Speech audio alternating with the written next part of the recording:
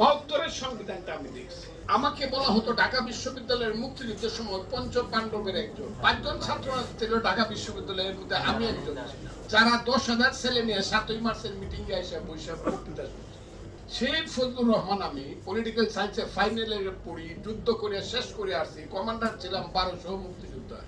এই জায়গাতে তারা আমি বলতেছে আমি কিন্তু একজন মুক্তিযোদ্ধা।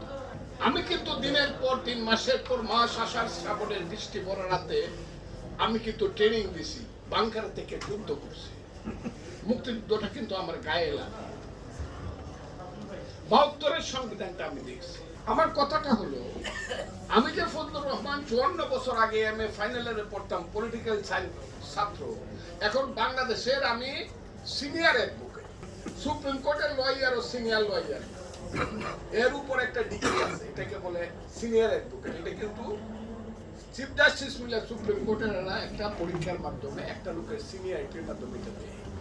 কাজে আমি পলিটিক্যাল সায়েন্সের ছাত্র, সিনিয়র অ্যাডভোকেট, একদম সংবিধান বুঝি না। আমি এমপি ছিলাম, আমি 1 থেকে 153 দ্বারা যতবার পড়ছি, আর একটা ধর্মগ্রন্থ পড়ছি, তার নাম হলো কোরআন শরীফ, বহুবার পড়ছি।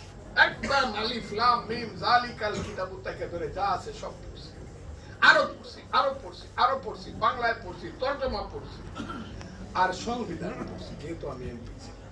এর মধ্যে ভালো খারাপ কি আছে? আছে। মানুষ তো আল্লাহ না, নিশ্চয়ই 72 সনের সংবিধানের মধ্যে ত্রুটি বিচ্যুতি আছে। কিন্তু যখন কেউ বলে এটাকে কবরে দিয়ে দাও, আমি মুক্তিযোদ্ধা হিসেবে কবরে দিয়ে, কেন বলতেছে কবরে দিয়ে দাও? কাকে আনলো ঠিক করার জন্য?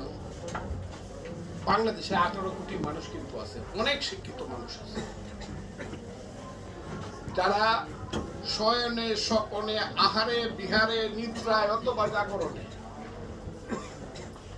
রাজপথে অথবা রাজপ্রাসাদে, জেলখানায় অথবা বালাখানায় রাজনীতি করে আসতেছে। জেল খাটতেছে, না হয় বাইরে আছে, নির্বাচনে যাইতেছে, না হয় রাজপথে আছে। 18 কোটি মানুষের মধ্যে এমন কোন লোক কি নাই যাকে সংবিধান সংস্কার কমিশনের চেয়ারম্যান চাইতে পারত, প্রধান বানানো যেত?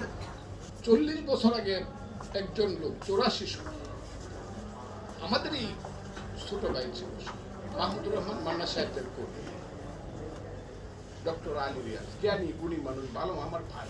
আমি তাকে জ্ঞানী মানুষ মনে না, জ্ঞানী মানুষ আমেরিকার ইউনিভার্সিটির প্রফেসর হয়, কিন্তু উনি তো ওই দেশের নাগরিক, উনি তো আমেরিকার নাগরিক। 18 কোটি মানুষের মধ্যে আমাদের দেশে একজন মানুষ পাইলে ভালো হতো,